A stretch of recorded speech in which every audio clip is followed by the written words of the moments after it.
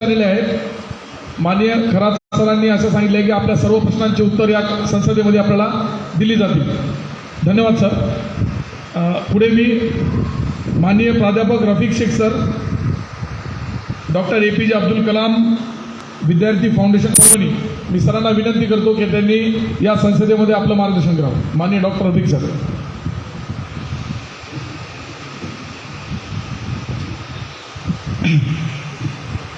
जय मूल निवासी, जय भारत, जय भीम, जय संविधान।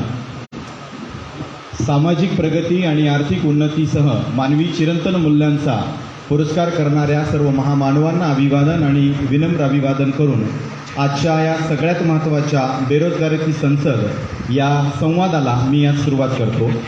मी एक जास्त वेळ घेणार नाही, किमान कमीत कमी फक्त 5 ते 10 मिनिटांमध्ये मी या विषयाच्या अनुषंगाने मला संयोजकांची संधी दिली ते विचार मी तुमच्यासमोर मांडण्याचा व्यवस्थितपणे पूर्ण प्रयत्न करेन। माझे विद्यार्थी आहेत लखन, दीपक, त्यानंतर इथलच्या BMPमध्ये भारत मुक्ती मोर्चांमध्ये आणि विद्यार्थी संघटनेत काम करणारे सगळे विद्यार्थी हे माझ्या क्लासेसचे विद्यार्थी आहेत। मी गेल्या 24 वर्षांपासून परभणीतल्या सगळ्यात मोठ्या एका स्लम एरिया असलेल्या परिसरात मागच्या 10 ते 12 वर्षात डॉक्टर APJ अब्दुल कलाम विद्यार्थी फाउंडेशनच्या माध्यमातून मी एक विशेष प्रकारचे शैक्षणिक प्रयोग केले आणि त्या शैक्षणिक प्रयोगांच्या माध्यमातून मागच्या 10 ते 12 वर्षात 3,500 ते 4,000 विद्यार्थी मी शिक्षणाच्या मुख्य प्रवाहात आणले। अल्हम्दुलिल्लाह आय एम अ मुस्लिम, पण मी सर्वप्रथम माझी ओळख भारतीय आहे। प्रथम आणि अंतिमतः मी डॉक्टर बाबासाहेब आंबेडकरांच्या विचारांवर चालणारा बामसेपमध्ये 1998 मध्ये माझी एंट्री झाली होती। माझ्या घरातील 1 नाही 2 नाही 3 पिढ्या माननीय काशीराम साहेबांच्या विचारांवर चालणाऱ्या असल्यामुळं सहजपणे त्यांच्याकडूनच मला बामसेपच्या विचारांचा वैचारिक वारसा मला लाभला, याचा मी सगळ्यात मोठा मी स्वतःला अभिमान मी व्यक्त करतो। सद्यस्थितीत भारतीय रोजगार किंवा बेरोजगार या संदर्भात असलेला BMPनं किंवा हा सध्या जे इनिशिएटिव्ह घेतला आहे तो खऱ्या अर्थानं इथलच्या समाजाची आणि इथलच्या काळाची गरज विचारात घेऊन हे संमेलन जे भरवण्यात आले ते शेवटपर्यंत उद्देशांपर्यंत जाणं अत्यंत गरजेचं आहे। आपण जर एक गोष्ट जर आपण ऑब्झर्व जर केली तर अख्ख्या जगभरांमधले इथले लक्षात ठेवा जे राजकीय नेतृत्व तिकडं जाऊन सगळ्यात मोठा एक दिंडोरा पिटवतात आणि म्हणतात की भारत हा सगळ्यात महत्त्वाचा खूप मोठा एक युवा बलशाली असलेला सगळ्यात मोठा तरुणाईंचा देश असलेला एक खूप मोठा महाशक्तिशाली देश आहे। पण सगळ्यात मोठी विडंबना अशी आहे की त्या शक्तिशाली देशाचं नेतृत्व करणारे हे डंगरे म्हातारे की ज्यांना किमान कमीत कमी की इथला भारतीय तरुण किंवा इथला असलेला जो नवयुवक आहे की यांना त्यांच्या काळांची त्यांच्या अस्तित्वाची सहजपणे त्यांचं अस्तित्व सिद्ध करण्यासाठी लागणारी शैक्षणिक साधन सामग्री सामाजिक उपलब्धता ही नसल्यामुळं आणि मुळातच मात्र गेल्या 2 दशकांपेक्षा जास्त भारतीय समाज सांप्रदायिकता, राजकारण, समाजकारण, शिक्षण आणि अर्थकारण या सगळ्याच गोष्टींपासून थोडीशी फारकत घेतल्यामुळं धर्मांधाकडे भारत देश झुकतोय का याची सगळ्यात मोठी अस्वस्थता माझ्यासारख्या एखाद्या वैचारिक विद्यार्थ्याला सदैव वाटते। आणि मुलांना जेव्हा आम्ही शिकवतो तर शिकवल्यानंतर एखादा विद्यार्थी शाळेमध्ये टॉप करेल, कॉलेजमध्ये टॉप करेल, युनिव्हर्सिटीत तो विद्यार्थी गोल्ड मेडल करेल, पण जेव्हा तो विद्यार्थी डिग्री घेऊन नंतर विद्यापीठाचा तो विद्यार्थी जेव्हा बाहेर पडतो तेव्हा त्याच्या हक्काचं त्याच्या हातात कोणत्याच प्रकारचं रोजगार नसतो। ते पण सुद्धा त्याच्या कुवतीनुसार, त्याच्या बुद्धिमत्तेप्रमाणे, त्याच्या सामाजिक शीलतेप्रमाणे, त्याच्या संवेदनशीलतेला आणि त्याच्या जागरूकतेला कुठेतरी एक स्वतःचा हक्काचा प्लॅटफॉर्म त्याला मिळत नाही। ही सगळ्यात मोठी एक दीर्घ शोकांतिका आहे। पण मागच्या बऱ्याच वर्षात भारत देश ज्या पद्धतीने धार्मिकतेच्या पद्धतीने आमच्या डोक्यावर ज्या गोष्टी ज्या मारल्या जातात, रिसेंटली आमचे मित्र विठ्ठल कांगणे सरांनी एक गोष्ट सांगितली की IT सेलमध्ये 10 पैकी 9 पोस्ट ह्या केवळ असतात फक्त लक्षात ठेवा द्वेषाच्या। आज भारतीय समाज अख्खा पूर्ण ढवळून निघालेला आहे, पण त्या ढवळत असताना आमच्या मुलांचे प्रश्न, आमच्या मुलांच्या शैक्षणिक सामाजिकरणाचे, आर्थिकरणाचे, राजकारणाचे प्रश्न सहसा कोणी चर्चा मिळत नाही.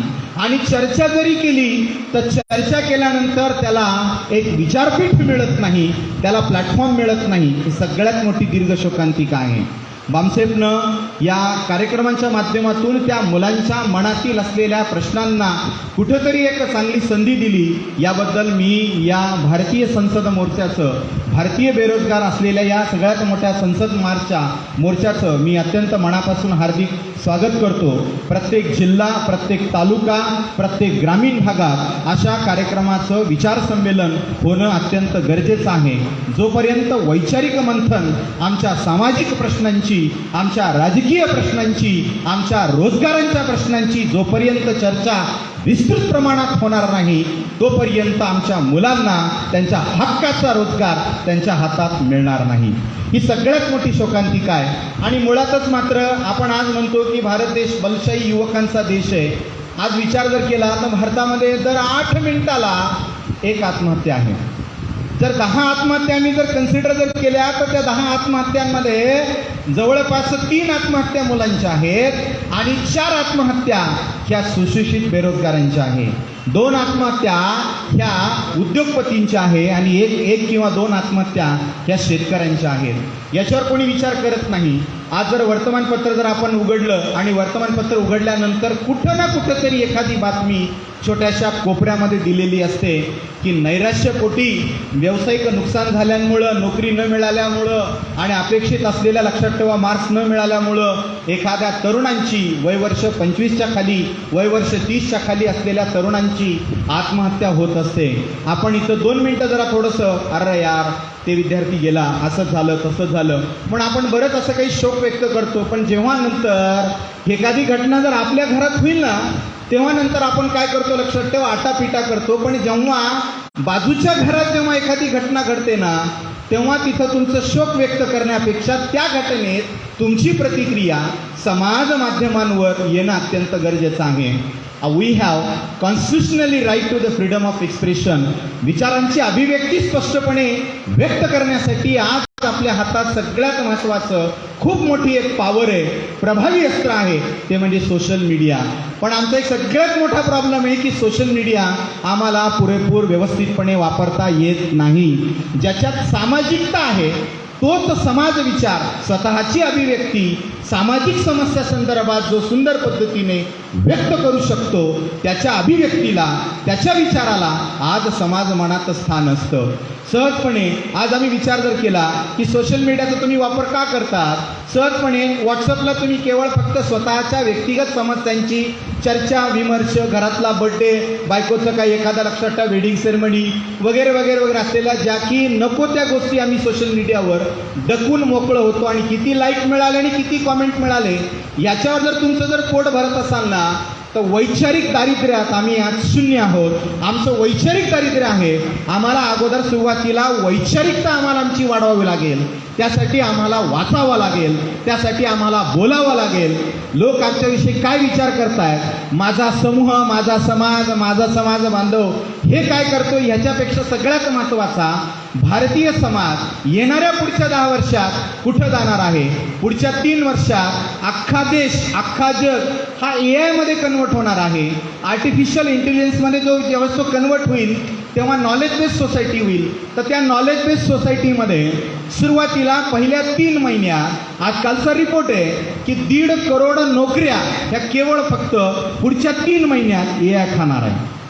आर्टिफिशियल इंटेलिजन्स रिसेंटली आता अमेरिकेच्या काय कंपनीनं AIनं आर्टिफिशियल इंटेलिजन्स असलेल्या एक ChatGPT नावाचं एक टूल्स डेव्हलप केलं आहे. तो ChatGPT नावाचा जो टूल्स आहे अनेक मुलांचं जे बौद्धिकच्या नोकऱ्या आहेत ना, त्या बौद्धिक नोकऱ्या ते खाणार आहे. निदान किमान कमीत कमी आजच्या पालकांनी, आजच्या मित्रांनी, आजच्या शिक्षकांनी, शिक्षण क्षेत्रात काम करणारे बरेपैकी मित्र इथं आमचे आहेत. प्रमोद आमचा जवळपास माझा बॅचमेट आहे, मला माहितीच देवता काय वगैरे म्हणून. आज सगळ्यांनी विचार करणं गरजेचं आहे. परंपरागत शिक्षण पद्धतीपेक्षा आमच्या मुलांची नजर तंत्रज्ञान सक्षम असलेल्या कौशल्याधीत शिक्षणासाठी जर आम्ही आज जर पुढाकार जर घेतला तर येणाऱ्या पुढच्या काळात ही पिढी नेतृत्व गाजवेल याच्यात शंका नाहीये. पण किमान तो विचार आज आमच्याकडे असणं आवश्यक आहे. तुमचं वाचन कमी झालंय. वर्तमानपत्र मुळातच सोशल मीडिया आला तेव्हापासून वर्तमानपत्राचं वाचन कमी झालंय असं सांगितलं जातं, पण ते साफ चूक आहे. मुळात मात्र समाज माध्यमांमुळं सोशल मीडियामुळं आमचं वाचन व्यवस्थित झालंय. लोकांनी सोशल मीडियावर काय टाकायला पाहिजे काय नाही याचा पण सुद्धा विचार करण्याची वेळ आज आम्हाला आलेली आहे. जोपर्यंत आमची वैचारिकता सुधारणार नाही, सामाजिक विचारांची असलेली लाईनअप गोष्टी आपल्या होणार नाही, तोपर्यंत समाज कुठं चाललाय, आमच्या मुलांचं अस्तित्व कुठं आहे, आमच्या मुलांना कोणतं शिक्षण आम्हाला घेणं गरजेचं आहे हे आम्हाला जोपर्यंत कळणार नाही तोपर्यंत लक्षात ठेवा आपण आपले मुलं, आपला समाज, आपला देश, आपलं राज्य, आपलं राष्ट्र आपण डेव्हलप होऊ शकणार नाही. हा प्रगाढ विचार जोपर्यंत इथं बसलेला प्रत्येक जण मनात विचार करणार नाही तोपर्यंत आपली प्रगती होणार नाही. सामाजिक प्रगतीची आणि आर्थिक उन्नतीची खऱ्या अर्थानं ती सगळी बीज भारतीय संविधानात आहे. पण भारतीय संविधानात कोण वाचतंय? आज एक लॉयर वाचतोय. MPSC UPSCची पॉलिटिकल सायन्स घेतलेला विद्यार्थी भारतीय संविधान वाचतोय. मागच्या 3 ते 4 वर्षात बिफोर लॉकडाऊनच्या अगोदर जेव्हा CA-NRCचा मुद्दा होता तेव्हा इथं खऱ्या अर्थानं बामसेफच्या सगळ्यात मोठ्या विंग्सनं इथल्या मुस्लिमांचे प्रश्न त्यांनी शासन दरबारी मांडले. CA-NRCच्या माध्यमातून आम्ही घराघरात प्रत्येक मुस्लिमांच्या घरात आम्ही भारतीय संविधान आम्ही पोहोचवण्याचा प्रयत्न आज आम्ही करतोय. 26 नोव्हेंबरला परभणीमध्ये सगळ्यात मोठा संविधान रॅलीचा कार्यक्रम झाला. त्या संविधान रॅलीच्या माध्यमातून आमचे आर्थिक प्रश्न, आमचे सामाजिक प्रश्न, आमचे राजकीय प्रश्न या सगळ्यांवर आम्ही दीर्घ पद्धतीचा आम्ही विचार केला आहे. आणि त्याचाच एक परिपाक आहे की आज सगळ्याच प्रकारच्या वैचारिक विचार संमेलनाला मुस्लिम समाजाची, मुस्लिम विचारवंतांची आणि मुस्लिम लोकांची सगळ्यात जास्त उपस्थिती आहे. आपण केवळ फक्त एकटं पुढे जाऊन जमणार नाही. जोपर्यंत भारतीय विचार, भारतीयत्व तुमच्या डोक्यामध्ये आहे, जोपर्यंत आपण सगळेजण सोबत मिळून पुढे जाणार नाही तोपर्यंत आपला समाज, आपलं राष्ट्र, आपला देश विकसित होणार नाहीये. भारतीय बेरोजगारांच्या अनेक समस्या आहेत. त्या अनेक समस्यांच्या वैचारिक विचारांची घुसळण या कार्यक्रमाच्या निमित्ताने व्हावी ही किमान अपेक्षा या निमित्तानं मी इथं ठेवतोय. माननीय काशीराम साहेबांच्याच विचारांच्या माध्यमातून पुढे चालणारे आमचे माननीय वामन मेश्राम साहेब आणि त्यासोबतच त्यांचे सहपथिक असलेले आदरणीय प्रोफेसर विलास खरात साहेब यांच्या विचारांचा वसा, यांनी ज्या पद्धतीने पुस्तकं लिहिली त्या पुस्तकातून जो विचार समाजाच्या दृढ संकल्पनेसाठी, विकासासाठी कटिबद्ध आहेत, आज आम्हाला ते प्रत्यक्षात भेटायला मिळालं याचा आम्हाला सगळ्यात मोठा आनंद आहे. मी जाण्याच्या पूर्वी आजच्या नवतरुणाईंना आणि नवयुवकांना आणि त्यांचे पाठीराखी असलेल्या पालकांना एक महत्त्वाचा एक संदेश या एका छोट्याशा स्टोरीच्या माध्यमातून देण्याचा प्रयत्न मात्र मी अवश्य करेल. सुरुवातीला आम्हाला एक सगळ्यात महत्त्वाची गोष्ट की मुलांचा मेंदू, तो मस्तिष्क एका 8 ते 9 तासाच्या स्क्रीन टाईमसोबत कनेक्ट राहण्यासाठी तुमच्या डोक्यावर एक डेटाचा मारा तुमच्यासोबत करण्यात आलेला आहे. ज्याच्या घरात खायला नाही आमच्याकडे लक्षात ठेवा आटा, त्याच्या हातात देऊन टाकला यांनी 1.5 GB डेटा. जोपर्यंत तुम्ही त्या डेटाच्या बाहेर पडणार नाही तोपर्यंत आम्हाला आमचे सामाजिक प्रश्न आम्हाला कळणार नाहीये.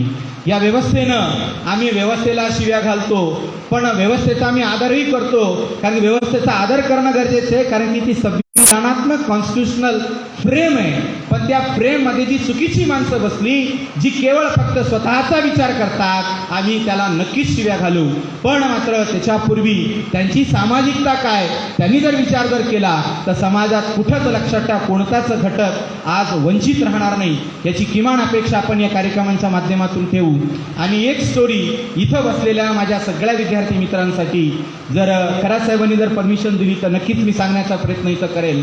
मित्रांनो, या व्यवस्थेच्या बाहेर ज्यानं शिक्षण व्यवस्थित घेतलं नाही आणि त्याच्या बुद्धिमत्तेला आणि त्याच्या प्रतिभेला योग्य विकास लावणारा एखादा शिक्षक किंवा एखादी शिक्षण व्यवस्था विकसित न झाल्यामुळं एका ग्रामीण भागांमध्ये एक तुकार मोकार एक चिकार असलेले एक लेकरू 4 चौघात गप्पा करत एका झाडाच्या, वडाच्या झाडाखाली, चबुतऱ्याखाली बसलेला असतो. दिवसभर त्याचा राष्ट्रीय मोकार कार्यक्रम नंबर 1 सिगरेट हाणणे, 2 येणाऱ्या जाणाऱ्या पोरींना टवाळक्या करत फिरणं, 3 संध्याकाळच्या वेळेस कोणी शेतकरी आला तर त्याला काहीतरी सतावणं, तंग करणं, त्रास देणं, कोणी राजकीय पुढारी गेला त्याच्या पाठीमागे जाऊन त्याला शिव्या शाप देणं, जाताना त्याला म्हणणार की ते चिपडे ते शेंबडे, मी पुढचा खासदार बनू शकतो, मी पुढचा आमदार बनू शकतो. हे केवळ फक्त धमक ठेवणारे असे काही 2-4 मोकार चिकार लेकरं एका वडाच्या खाली बसलेले होते. तेवढ्यात एका राजानं, तिथल्या राजानं, कदाचित ही गोष्ट बिफोर कॉन्स्टिट्यूशन असेल, रिपब्लिक भारत स्वतंत्र होण्याच्या पूर्वीची गोष्ट कदाचित असेल, किंवा एखाद्या मानसशास्त्रानं ही गोष्ट तयार केली असेल. तर तिथलचं एक राजाने एक दवंडी पिटवली आणि दवंडी पिटवली त्यांना सांगितलं की राजदरबारात एक मधोमध एक पेरू लटकवण्यात येईल आणि जो कोणी धनुष्यबाण आणून त्या पेरूचे 2 तुकडे करेल, जो कोणी तो पेरूचे 2 तुकडे करेल त्या संबंधी त्या युवकाला, त्या व्यक्तीला माझं अर्ध राज्य बहाल करण्यात येईल. ती दवंडी पिटवत असताना सगळे इकडे तिकडे बघायले आणि पाहत असताना तो दवंडी पेटवणाऱ्याकडे गेला हा युवक आणि म्हणाला की तो पेरू मारण्यासाठी मी तयार आहे, माझं नाव लिहून टाका. तर दवंडी पेटवणारा म्हणतो, राजा एवढं सोपं नाहीये, जर समजा त्या पेरूचे 2 तुकडे तू जर करू शकला नाही तर राजा तिथं तलवार काढून तुझं थड, तुझं मुंडकं थडापासून ते वेगळं करेल. ते म्हणला मला मंजूर आहे, या व्यवस्थेनं मला लाथाडलेलं आहे, एरवी जीवन जगून पण मी काय करणार आहे, माझा निर्धार ठाम आहे. दवंडी पिटवल्या गेली. त्या राज्यातले जेवढे धनुधर होते सगळे पळून गेले, सगळ्यांना पकडून आणले आणि म्हणले महाराज क्षमा असावी, आम्ही हे तुमचं असलेलं सगळ्यात मोठं शिवधनुष्य आम्ही पेलू शकत नाही, कारण की आम्हाला त्या पेरूचे 2 तुकडे करण्यापेक्षा आम्हाला आमचा जीव महत्त्वाचा आहे, आम्ही त्याचे 2 तुकडे करू शकत नाही. तेवढ्यात नंतर 11 दिवसाचा वेळ होता. ह्याची गावभर प्रचंड चर्चा. तेमोकर असलेलं ते पोरग निम्न जातीचं, त्याला सगळ्यात जास्त जातीवरूनच उल्लेखानं मारलं जातं. आजही समाजात लक्षात ठेवा, केवळ फक्त व्हाईट कॉलर ठेवून कोट वगैरे घालून फक्त ड्रेस बदलला आहे, पण त्यांची मानसिकता मात्र बदलली नाही. त्यांच्या विचारात जोपर्यंत इथलचा सामाजिक विचार पेरला जाणार नाही तोपर्यंत वैचारिक दारिद्र्य त्यांच्या डोक्यातून बाहेर पडणार नाही.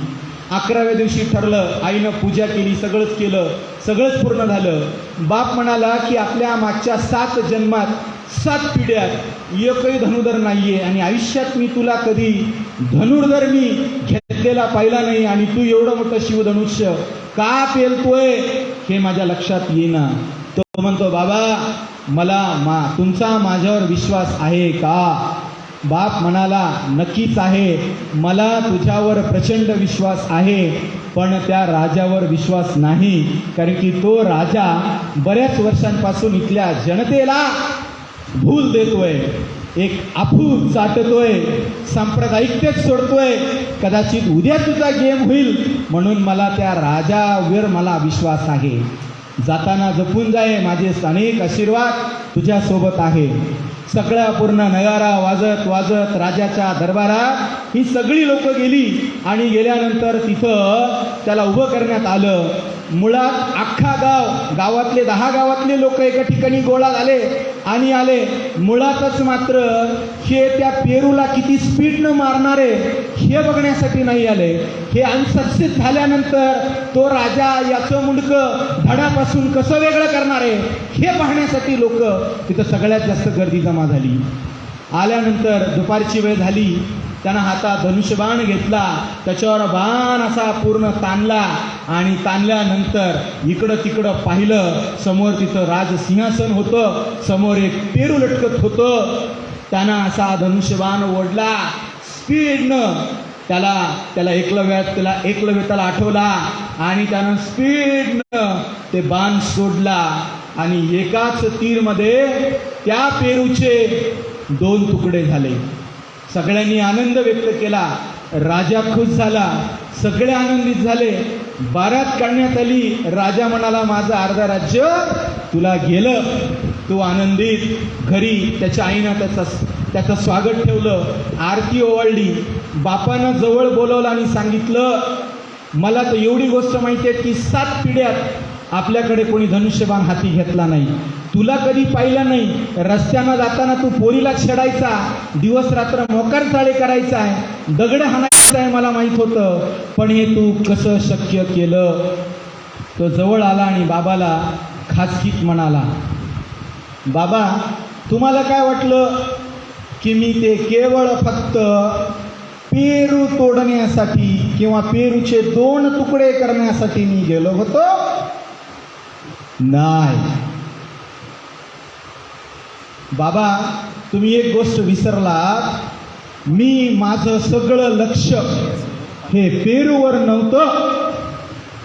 माझं सगळं लक्ष त्या राजसिंहासनावर होतं.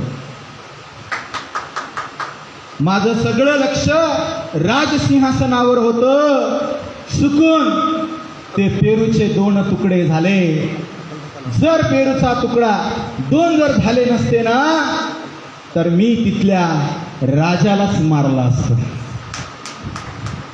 मला अर्ध राज्य, हे मला अर्ध राज्य नाही पाहिजे होतं, मला पूर्ण राज्य पाहिजे होतं.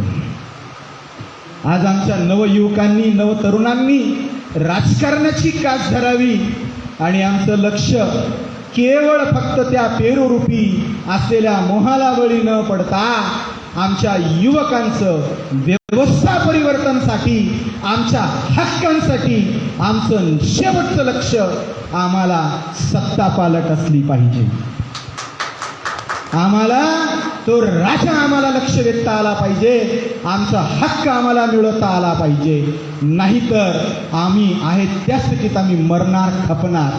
जागून उठलो पाहिजे. जोपर्यंत आम्ही एक होणार नाही, तोपर्यंत आमचे हक्क आणि अधिकार आम्हाला मिळणार नाही.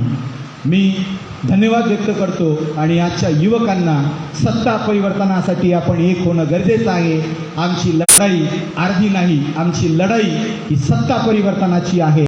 आम्हाला लोकांसाठीच असलेलं शासन, आम्हाला मूळ लोकशाही इथं मुळात आम्हाला खोलवर रुजवता आली पाहिजे. यासाठी आमचा जोपर्यंत संघर्ष असणार नाही, तोपर्यंत आमच्या बेरोजगारीवर आणि आमच्या मूळ प्रश्नांवर आम्ही कधीही मात करू शकणार नाही. संयोजकांनी दिलेल्या संधीचा आणि वेळेचा आदर आणि मान सन्मान ठेवून मला जी संधी दिली त्याबद्दल इथं धन्यवाद व्यक्त करतो. जय मूलनिवासी, जय भीम, जय भारत, जय संविधान. धन्यवाद.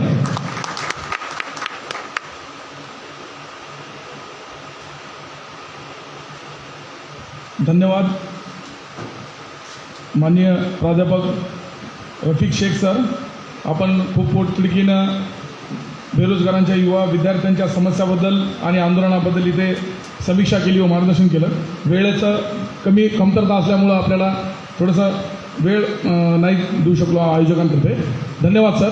पुढे या बेरोजगारी संसदमध्ये पुढच्या प्रमुख अतिथीमध्ये माननीय ॲडव्होकेट कृष्णा तिडके सर यांना, सामाजिक कार्यकर्ते यांना मी विनंती करतो की त्यांनी आपल्या मनोगत किंवा आपलं मार्गदर्शन खूप कमी वेळात 2 ते 3 मिनिटांमध्ये इथं व्यक्त करावं.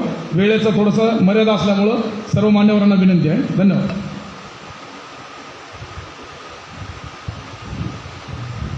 ज्या महामानवांनी स्वतःच्या हाडाची काढत, रक्ताचं पाणी आणि मांसाचा चिकन करत या देशासाठी बलिदान दिलं, अशा सर्वच महामानवांच्या कार्यास व विचारास तुमच्या सर्वांच्या टाळ्यांच्या गजरामध्ये मी अभिवादन करतो आहे.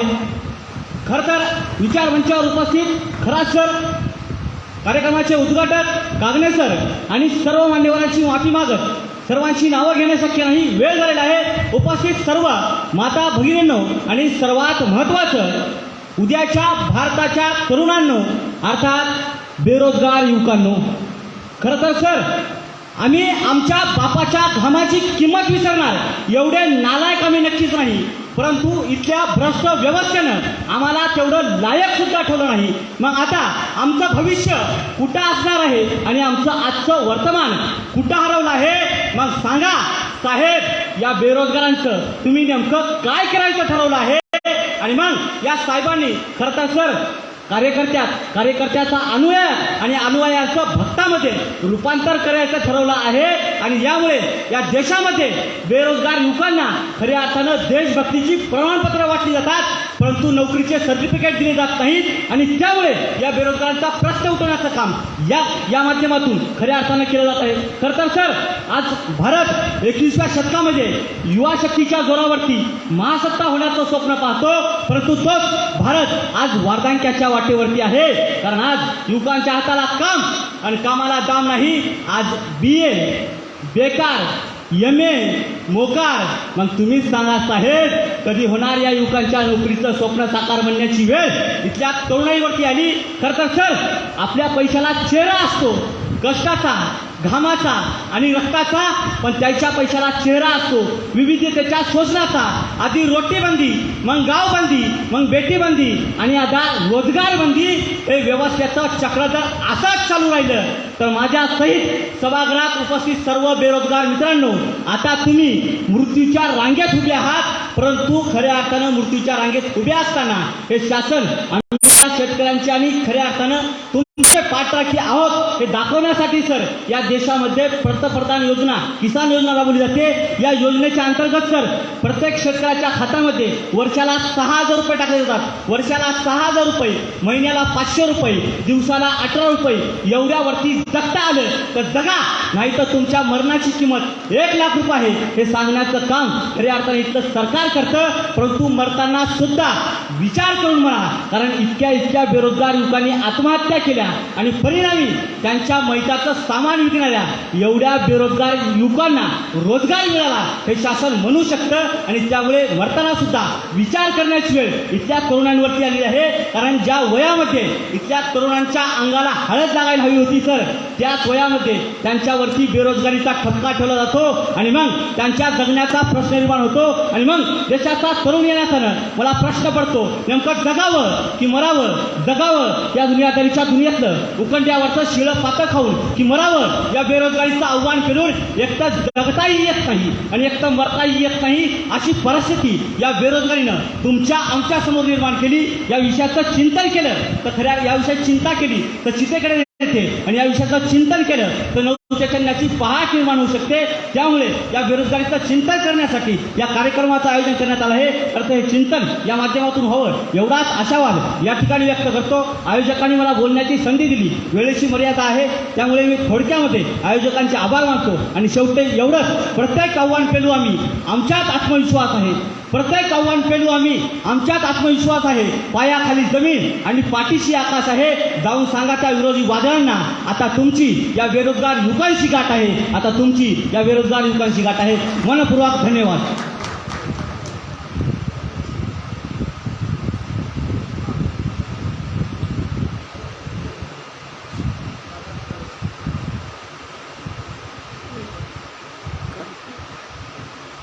धन्यवाद माननीय ॲडव्होकेट कृष्णा दिडगे सर. मी पुढे आमंत्रित करतो माननीय प्राध्यापक doctor Pramod Waghmare sir, people's college Nanded. माननीय प्राध्यापक डॉक्टर प्रमोद वाघमारे सर.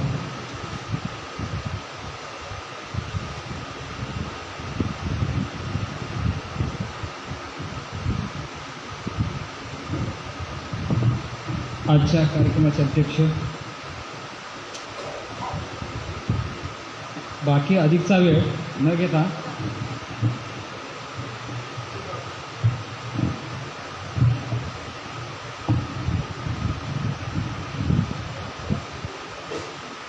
बाकी उपस्थित मान्यवरांचे, प्रमुख पाहुण्यांची नावं घेण्यासाठी वेळ घालवण्यापेक्षा सर्वप्रथम मी सर्व महापुरुषांना त्यांच्या विचारांना अभिवादन करतो आणि उपस्थित असलेले सर्व बंधू भगिनी, माता यांनासुद्धा आजच्या कार्यक्रमाविषयी सांगताना थोडक्यात मला या ठिकाणी या व्यासपीठ म्हणण्यापेक्षा विचारमंचावर मला बोलवलं त्याबद्दल मी धन्यवाद व्यक्त करतो.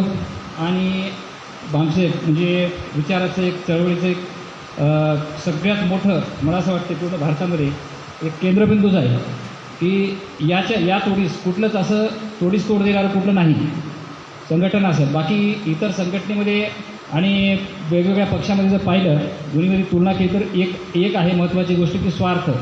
बाकी संघटनेचे कार्यकर्ते नेते बऱ्याच जणांना मी भेटलो आणि बऱ्याच जणांच्या संपर्कात आलो, तर त्या पाठीमागे त्यांच्यामध्ये कुठेतरी स्वार्थ दिसला. आता कुठल्याही संघटनेचं नाव घेत नाही, पण स्वार्थ दिसला. एकमेव असं संघटन आहे की निस्वार्थीपणे खिशातून पैसे टाकून काम करणारे हे जे केंद्र आहे, म्हणजे याला कुठेतरी धडपड आहे असं मलाही वाटलं. कुठेतरी आपणही काहीतरी केलं पाहिजे. आमचे मित्र राहुल इंगडे सर हे मला सतत प्रोत्साहन देत असतात, कार्यक्रमाला या, केडर कॅम्प अटेंड करा, अशा गोष्टी सतत बोलत असतात. तर बाकी माझ्याकडं 2-3 मिनटाचा वेळ आहे माझ्यामध्ये, त्यामुळे अधिकचा वेळ घेत नाही. यामध्ये काही गोष्टी सांगायच्या म्हणजे आजचं जे बेरोजगारांचा जो प्रश्न आहे, तो प्रश्न आहे, त्या प्रश्नावर खरंच आपल्याला सविस्तर चर्चा करणारच आहेत, जे की त्यांच्या बेरोजगारीची मूळ कारणं काय, सरकारची जबाबदारी काय आणि त्याच्यावर उपाययोजना काय असतील, याच्यावर सविस्तर चर्चा मलासुद्धा ऐकायची आहे तुमच्याबरोबर.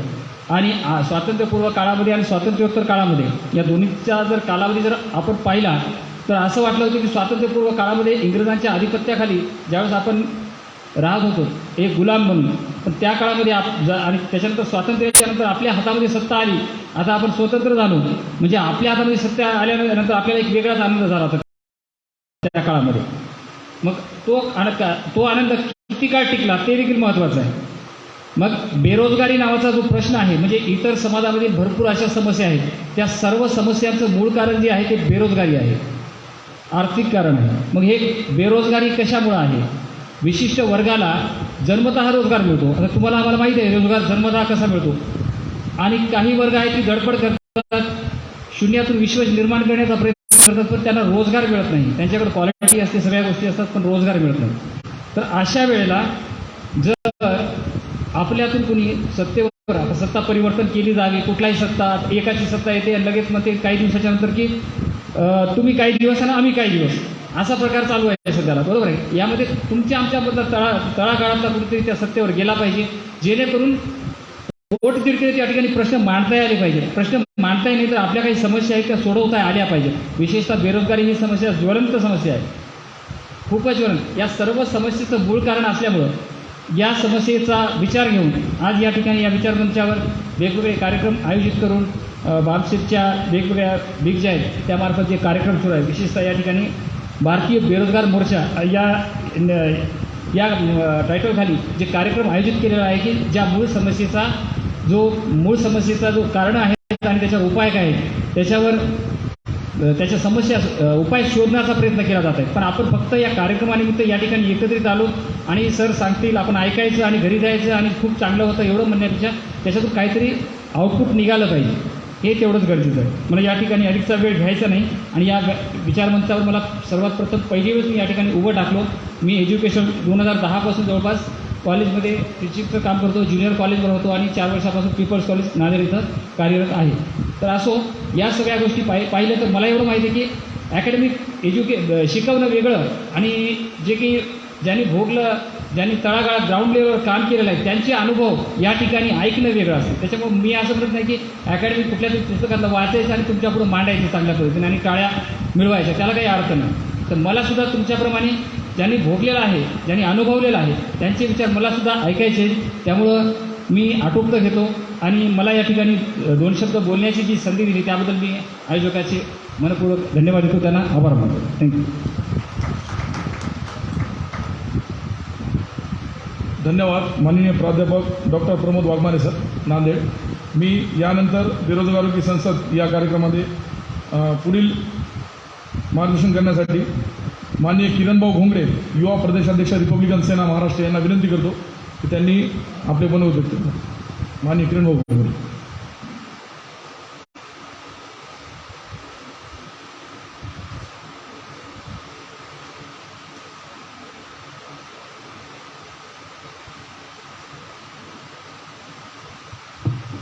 ज्या महापुरुषांचं, महान मातांचं आणि महान संतांचं योगदान या देशाच्या तुम्हा सर्वांच्या परिवर्तनाच्या चळवळीत राहिलेलं आहे, या सर्वच महापुरुषांना, महान मातांना, महान संतांना आजच्या ह्या कार्यक्रमाच्या प्रसंगी मी तीव्र अभिवादन करतो. आज भारतीय बेरोजगार मोर्चा आणि त्यामध्ये बेरोजगारोकी संसद हा महत्त्वाचा कार्यक्रम आज आपल्या ह्या परभणीमध्ये होतो आहे. आणि या कार्यक्रमाचे नुकतेच उद्घाटन करून गेलेले माननीय प्रोफेसर विठ्ठल कांगणे सर, ज्यांच्या अध्यक्षतेखाली हा कार्यक्रम या ठिकाणी संपन्न होत आहे, असे भारतीय बेरोजगार मोर्चाचे राष्ट्रीय प्रचारक आदरणीय माननीय डॉक्टर विलास खरात सर आणि उपस्थित सर्वच विचारमंच, समोर बसलेले सर्वच बंधू आणि भगिनी, अनेक विषयावरती या ठिकाणी मान्यवर बोललेली आहे. मी अगदी 2 मिनिटांमध्ये या ठिकाणी बोलण्याचा प्रयत्न करणार आहे. खरं तर खरात सर, मी आज या ठिकाणी हिंगोलीवरून आलो आणि मुख्य जे टायटल होतं की बेरोजगारी की संसद, म्हणजे मला असं वाटलं की किमान मोठ्या प्रमाणामध्ये बेरोजगार या कार्यक्रमाला येतील. आणि आपण जेव्हा लोकांच्या मुलाखती घेतल्या, त्यांच्या प्रतिक्रिया घेतल्या, तर मला वाटतं मोजकेच लोक बोलले, म्हणजे 30-35 लोक त्यापेक्षाही कमी बोलले असतील. म्हणजे एकंदरीत भारतामध्ये 35 करोडच्या वर बेरोजगार आहेत. परभणीमध्ये मला वाटतं किमान 35,000च्या वर बेरोजगार असतील जिल्ह्यामध्ये. आणि जर आपल्या कार्यक्रमाला 35 बेरोजगार येत असतील तर हीच मला वाटतं ही शोकांतिका आहे. कारण ज्यांच्यासाठी तुम्ही राबत आहात, ज्यांच्यासाठी तुम्ही तळमळून काम करत आहात, त्या जर बेरोजगार लोकांना जर खऱ्या अर्थाने त्यांचे घेणं देणं नसेल, आताच कांगणे सरांनी मना बोलून गेले की ज्यांच्यासाठी आपण करतो आहे त्या लोकांनाच कुठल्याच प्रकारची भूमिका या ठिकाणी घेत नाही. परंतु आपण तळमळीनं त्या लोकांसाठी काम करत आहात, त्या लोकांसाठी आपण महाराष्ट्राच्या कानाकोपऱ्यामध्ये जातात, देशामध्ये प्रचाराचं काम करतात. खऱ्या अर्थात तुमचं या ठिकाणी कौतुक करा तेवढं कमी आहे. कारण आजच्या परिस्थितीमध्ये आपण पाहिलं की राजकारणामध्ये बरेच लोक आहेत. कारण प्रत्येकांना आमिष, लालसा, पदाची लालसा असल्यामुळे, पूर्तीची लालसा असल्यामुळे अनेक लोक राजकारणामध्ये जात असतात. परंतु आताची सध्याची परिस्थिती अशी आहे की चळवळीमध्ये डॉक्टर बाबासाहेब आंबेडकरांच्या मुवमेंटमध्ये किंवा महापुरुषांच्या मुवमेंटमध्ये आता काम करायला कोणी तयार नाही. परंतु अशाही परिस्थितीमध्ये आपण स्वतःच्या कुटुंबाचं, आपल्या परिवाराकडे दुर्लक्ष करून आपण या ठिकाणी बेरोजगारासाठी काम करत आहात, ही अतिशय आमच्यासाठी आनंदाची बाब आहे. आपल्या या ठिकाणी मनपूर्वक कौतुक करतो, आपलं अभिनंदन करतो सर. आणि बेरोजगारांचे प्रश्न तर अनेक आहेत. आता एका सरांनी बोलता सांगितलं की शेतकऱ्यांना 6,000 रुपये वर्षाचं त्यांनी आता नेमकंच विधानसभागृहामध्ये विधिमंडळामध्ये त्यांनी कायदा पारित केला की शेतकऱ्यांना 6,000 सन्मान निधी देऊ. याच्या अगोदर मला वाटतं केंद्र शासनाचा 6,000चा सन्मान निधी आहे. आता शेतकऱ्यांचे जे कार्ड होते ते कार्ड शासनानं पूर्ण मला वाटतं 48,000च्या वर शेतकरी कार्ड महाराष्ट्रातली बंद केलेली आहे. आणि त्यांना मग ते एक नवीन त्यांनी योजना काढली की काय ते पॅकेज काढलं काहीतरी 100 रुपयाचं, आणि मग त्याच्यामध्ये देण्याचं काम या ठिकाणी चालू आहे. तात्पर्य सांगण्याचा विषय असा आहे की शासन तुम्हाला म्हणजे घर बसल्या तुम्हाला काहीच करायचं नाही, परंतु हळूहळू तुम्हाला राईस देणं, तुम्हाला म्हणजे राशन देणं, तुम्हाला 2,000 रुपये देणं, 6,000 रुपये देणं, 5,000 रुपये देणं, हळूहळू थोडंफार देत आहे. परंतु याच्यावरती तुमचा प्रश्न घराचा सुटणार नाही की तुमच्या कुटुंबाचा प्रश्न कायमस्वरूपी निकाली निघणार नाही. परंतु याच्यामध्ये एक गोष्ट मला सिद्ध होते की तुमच्यामध्ये जो आळस आहे, तुमच्यामध्ये जे काम करण्याची कुवत, तुमच्यामध्ये थोडंसं एक प्रकारचं पॅरालिस, शारीरिक पॅरालिस, मानसिक पॅरालिस आणण्याचं काम हे सरकार या ठिकाणी करत आहे. म्हणून आपल्या या ठिकाणी प्रखर भूमिका या ठिकाणी घेतली पाहिजे की आपल्या ह्या राशनची गरज नाही किंवा शासनाच्या ह्या तुटपुंजा 6,000 10,000ची आपल्याला गरज नाही. तर शासनानं जर खऱ्या अर्थानं बेरोजगाराच्या प्रश्नावर या ठिकाणी देशामध्ये काम केलं, जर 35 करोड बेरोजगारांना जर रोजगार दिला, तर मला असं वाटतं की शासनाच्या ह्या 6,000 2,000 किंवा या राशनच्या किटची आम्हाला गरज भासणार नाही. परंतु असं होणार नाही सर. आपल्या अपेक्षा आहेत, आपण आपल्या अपेक्षा या ठिकाणी करतो आहे. परंतु या देशामध्ये हे संविधान विरोधी सरकार आहे. हे संविधान विरोधी सरकार हळूहळू आपल्यामध्ये अपंगत्व निर्माण करण्याच्या हेतून या ठिकाणी काम करत आहे. हळूहळू या देशामधली जी संविधानिक मूल्य तोडीस काढण्याचं काम या ठिकाणी हे सरकार करत आहे. आणि म्हणून हे सरकार बेरोजगारांचे प्रश्न सोडवेल याची मुळीच खात्री मला वाटत नाही, किंवा आपल्याला वाटत नसेल. म्हणून आता एकमेव एवढाच पर्याय की या देशातला जो 35 करोड बेरोजगार आहे किंवा इतर जे 85% आपला जो वर्ग आहे, या जर वर्गानं खऱ्या अर्थानं आता येणाऱ्या ज्या पॉलिटिकल भूमिका असतील किंवा ज्या निवडणुकीच्या राजकीय भूमिका असतील, या जर आपण खऱ्या अर्थानं भूमिका घेतल्या आणि सर्वांनी जर एकंदरीत बंड केला तर ह्या सरकारला आपण सोडू की फळं करून सोडू आणि भविष्यामध्ये संविधानिक मूल्य जोपासणारा राजकीय पक्ष या देशामध्ये आपण या ठिकाणी अंमलात आणू, एवढाच या ठिकाणी संदेश आपल्या या ठिकाणी देईल. आणि भविष्यामध्ये बांधवांनो, आपल्या मुलांचं शिक्षण असेल, बेरोजगारांचे प्रश्न असेल, शेतकऱ्यांचे प्रश्न असेल, अनेक प्रश्न जर आपल्या या ठिकाणी सोडवून घ्यायचे असतील तर आपण सर्वांनी एक संघटित होऊन या देशात, या राज्यात, या जिल्ह्यात प्रत्येक गावागावात आपण या ठिकाणी काम करावं आणि खराच साहेबांसारख्या एक तळमळीने काम करणाऱ्या महान नेत्यांच्या पाठीमागे या ठिकाणी उभा राहावं, असंच या ठिकाणी आपण आवाहन करतो आणि थांबतो. धन्यवाद. जय भीम. धन्यवाद माननीय किरण भाऊ घोंगडे. आपण सर्वांना एक संघटितून संघर्ष करण्यासाठी अपील केली. आपले खूप खूप धन्यवाद. साथियो, पुढे मी मार्गदर्शन करण्यासाठी माननीय पांडुरंग गणपत वागतकर कवी व्याख्याते कृषी विद्यापीठ परभणी यांना विनंती करतो की त्यांनी मंचावर येऊन आपले मनोगत व्यक्त करावे. माननीय पांडुरंग गणपत वागतकर साहेब. मित्रांनो, वेळ घेणार नाही. जगण्याला जगणं म्हणतात आणि जगण्याला जगण्याचा अर्थ सांगणारे महामानव क्रांतीसूर्य ईश्वररत्न डॉक्टर बाबासाहेब आंबेडकर यांच्या प्रतिमेला वंदन करून मी फक्त 3 मिनिटात मनोगत व्यक्त करतो. कवी बेरोजगाराच्या व्याख्या सुचलेल्या आहेत, त्याच मी याच्यातून मांडण्याचा प्रयत्न करतो.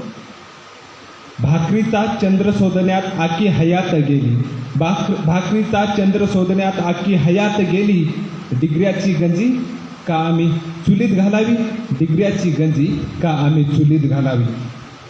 पोटाचा प्रश्न बोकांडी, तुमची मात्र चालू आहे सत्तेसाठी लाळ घोळणी, तुमची मात्र चालू आहे सत्तेसाठी लाळ घोळणी.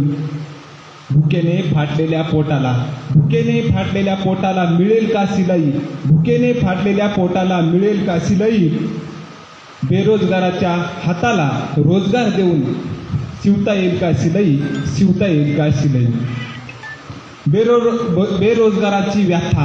बेरोजगारांची व्याथा सत्तेच्या पोटाला चिकटलेल्या गेचडाला कळणार का नाही. बेरोजगारांची व्याथा, बेरोजगारांचे प्रश्न सत्तेच्या पोटाला चिकटलेल्या गेचडाला कळणार का नाही. हे गेचडापरी शोषण बरं नाही, हे गेचडापरी शोषण बरं नाही. पोट काय करावं लागते हे आताच्या काकाने सांगितले. पाठ चिटकाय लावते बिछाण्यावरती, देह इकरीची हौस मला नाही. तान्या बाळाला दूर करूनी विळखा घेते बिछाण्यावरती. बेरोजगाराचा टाहो कधी कोणाला कळणार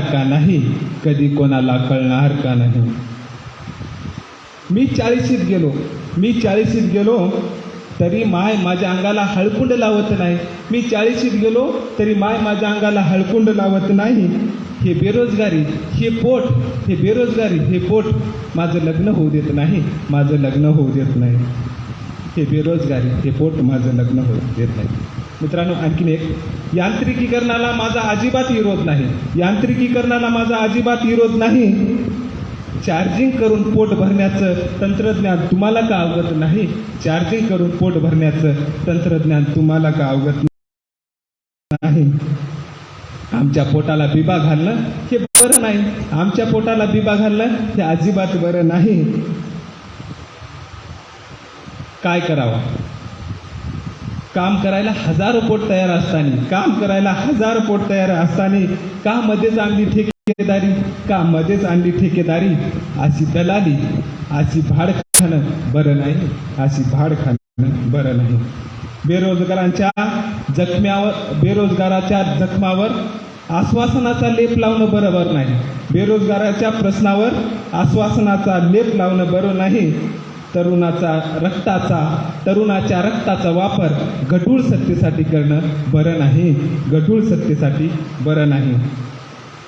तरुणाचं रक्त मुळीच गढूळ नाही. तरुणाचं रक्त मुळीच गढूळ नाही.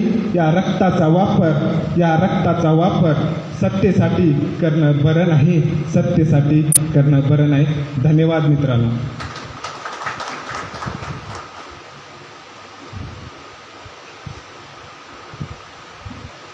धन्यवाद सर. मी पुढे माननीय प्राध्यापक गौतम सूर्यतळ, संचालक अभिनव स्पर्धा परीक्षा केंद्र हिंगोली यांना विनंती करतो की त्यांनी आपली मनोगत व्यक्त करा.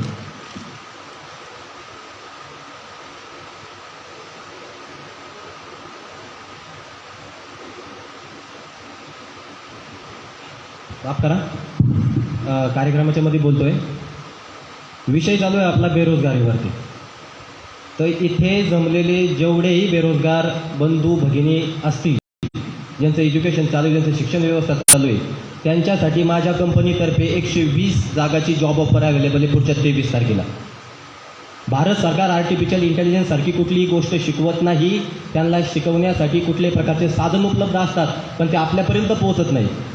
मी, माझे मित्र प्रशांत सर आणि असे 12 जणांची टीम मिळून आम्ही संपूर्ण जेवढेही बेरोजगार विद्यार्थी मित्र असतील त्यांना पूर्ण आर्टिफिशियल इंटेलिजन्सची टीम फ्री ऑफ कॉस्ट शिकवून जावा, C++, HTML जे पण कोडिंगचे लँग्वेजेस असतील ते फ्री ऑफ कॉस्ट शिकवतो. येत्या 23 तारखेला 120 पदांची नोकर भरती होणार आहे. हमखास सर्वांनी त्याचा उपयोग घ्यावा. धन्यवाद.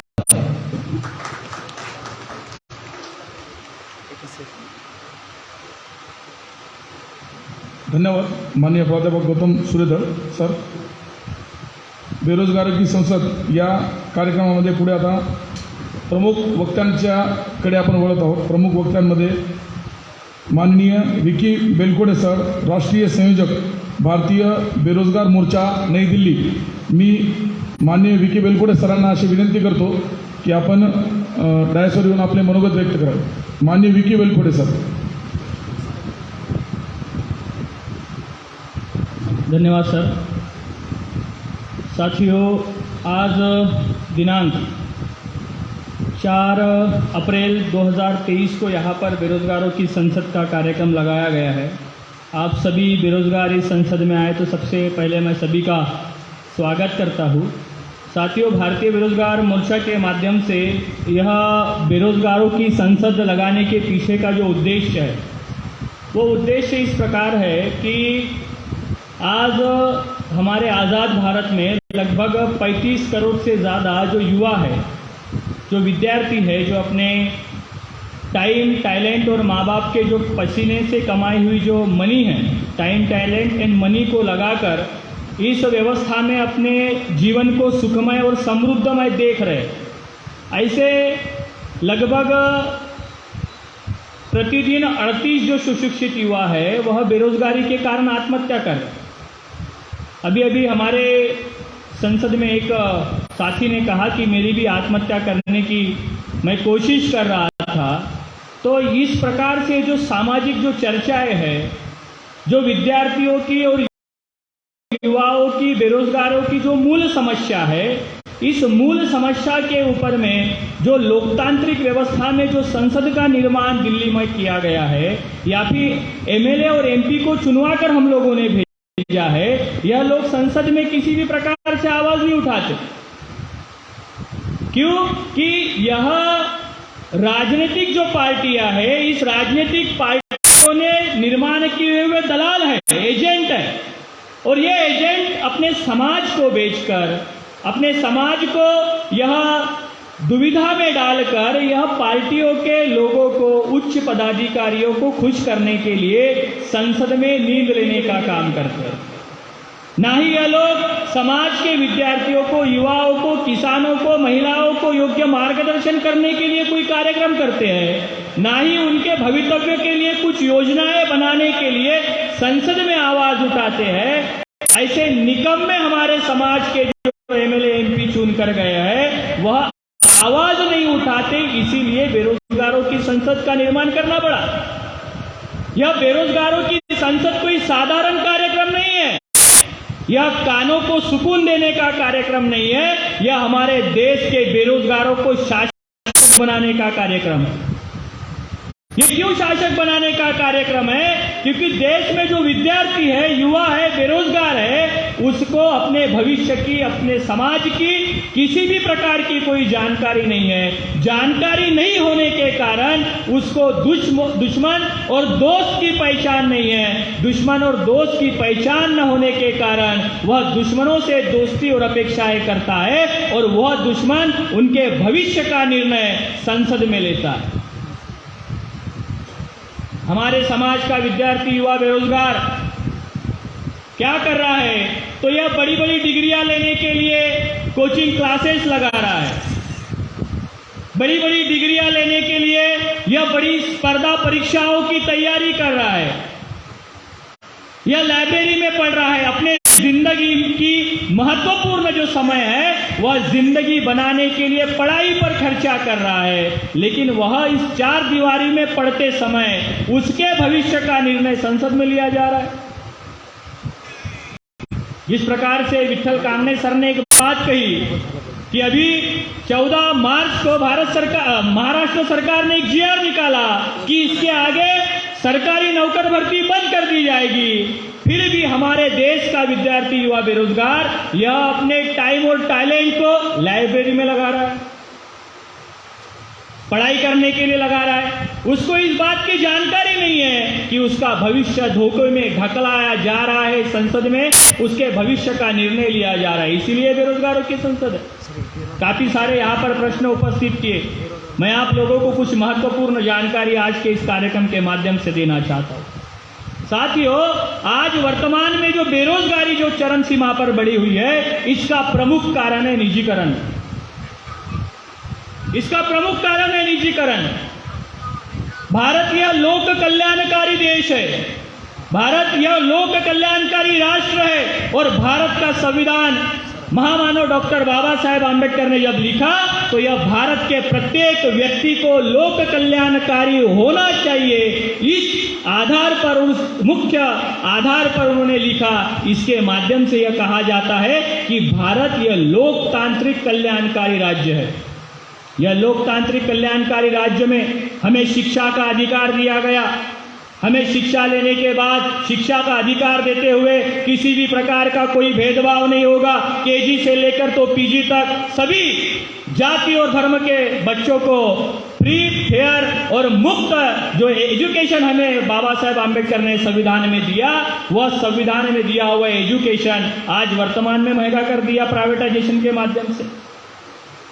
साथियों, ठीक इसी प्रकार जो देश का कर्मचारी है, यह देश का कर्मचारी अपने जिंदगी के 30 साल देश सेवा के लिए लगाता है, उसका भी कल्याण होना चाहिए। इसीलिए बाबा साहेब आंबेडकर ने उसके भी अधिकारों की बात संविधान में लिखकर रखी।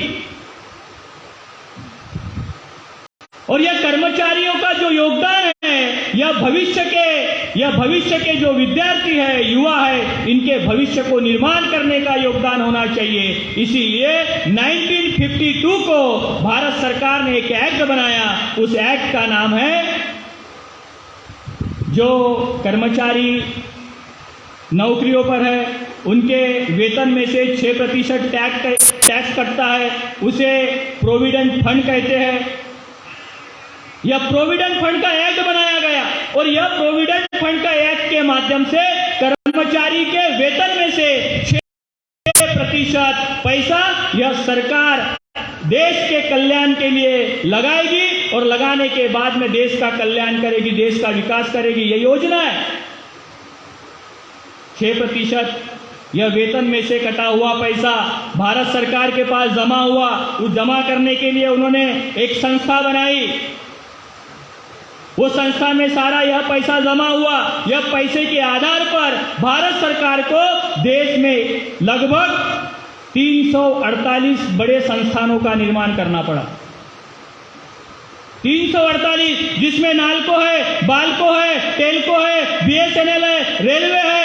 ऐसे भारत सरकार ने 348 लोक कल्याण के लिए संस्थानों का निर्माण करना पड़ा। संविधान को ध्यान में रखते हुए संविधान की अमलबजावनी करने के लिए यह करना पड़ा, जिसमें बड़ी संख्या में हमारे देश के युवाओं को रोजगार मिला। क्योंकि कंपनियां बनाई जाएगी लोक कल्याण के लिए, उद्योग खड़ा करने के लिए, भारत को प्रबल बनाने के लिए, भारत के विद्यार्थियों को, युवाओं को रोजगार देने के लिए यह 348 कंपनियों का निर्माण किया गया। और इन 348 कंपनियों में जो लगने वाला जो मैन पावर है उसमें बड़ी मात्रा में नौकर भर्ती की भी तरतूद की गई और कई लाखों करोड़ों लोगों को रोजगार मिला ये 348 कंपनियों में। क्लास 3, क्लास 4 में नौकरी पर लगे हुए लोगों ने सपना देखा आने वाले समय में हम अपनी औलादों को आईएएस बनाएंगे, आईपीएस बनाएंगे, डॉक्टर बनाएंगे, प्रोफेसर बनाएंगे। हम क्लास 3 और क्लास 4 में हम नौकरी कर रहे हैं, लेकिन अपने आने वाले पीढ़ी को क्लास 1 और क्लास 2 तक पहुंचाने के लिए हम काम करेंगे। यह सपना हमारे माँ बाप ने देखा और ये देखने के बाद साथियों बड़े प्रमाण में यह पूरा होते हुए भी नजर आया। लेकिन 1991 में भारत सरकार ने एक नई योजना बनाई, एनडीए और यूपीए ने साथ में मिलकर बनाई।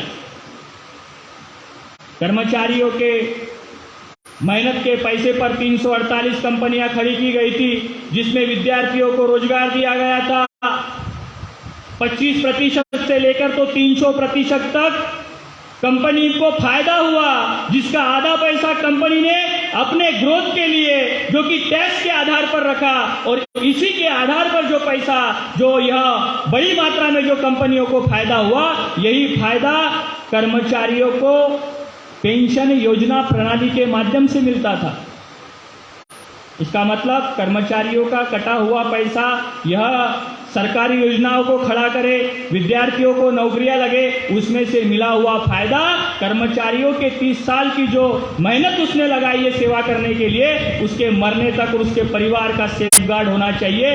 यह 348 कंपनियां खड़ा करने के बाद में हुआ। क्या षड्यंत्र किया दुश्मनों ने कि यह सारे के सारे कंपनियों को निजीकरण करने के प्लान बनाया और 1991 में एलपीजी नाम का एक्ट लाया, जो कि कांग्रेस सरकार और बीजेपी सरकार दोनों ने मिलकर लाया और सारी की सारी 348 कंपनियां यह निजी क्षेत्र के हाथों में बेच दी। इसका मतलब कर्मचारियों के पेंशन को खत्म करना और विद्यार्थियों को बेरोजगार बनाने का कार्यक्रम निजीकरण के माध्यम से बड़े प्रमाण में लाया। आज वर्तमान में कर्मचारियों की पेंशन और बेरोजगारों की समस्या यह वर्तमान में उद्योगपतियों को हमारे सारे 348 संस्थानों को बेचने का कारण है। 2005 से यह पुरानी पेंशन बंद कर दी, 2004 में ईवीएम मशीन लाया, हमारे ओबीसी के लोगों को डॉक्टर बाबा साहब आम्बेडकर ने संविधान में आर्टिकल 340 के माध्यम से 1950 में संविधान में अधिकार दिया। बाबा साहब 1956 में चले गए, ओबीसी को 1991 में मिला, 1992 में मिला। 15 नवंबर 1992 को ओबीसी को इतने सालों के बाद दिया, 92 में देते बराबर ही 1 साल पहले निजीकरण के माध्यम से सारा सत्यानाश करने का कार्यक्रम किया। इसी बात से सिद्ध होता है कि 2005 में कर्मचारियों की पेंशन खत्म कर दी और कर्मचारियों के वोट का डर नहीं रहना चाहिए करके 2004 में इलेक्ट्रॉनिक वोटिंग मशीन लाए। ये सारी जानकारी हमारे विद्यार्थियों को नहीं है, हमारे कर्मचारियों को नहीं है। 14 मार्च 2023 को कर्मचारियों ने एक आंदोलन चलाया पुरानी पेंशन के लिए। क्यों चलाया? तो छत्तीसगढ़, राजस्थान की सरकार ने कहा हम कर्मचारियों को पुरानी पेंशन लागू करेंगे। कांग्रेस और बीजेपी ने प्लान बनाया कि बड़ी मात्रा में परिवर्तनवादी आंदोलन बढ़ रहा है, वामन मेश्राम का आंदोलन बढ़ रहा है, दूसरा कोई विपक्ष दिख नहीं रहा है, फिर से पप्पू को हमने प्रोजेक्ट करना चाहिए।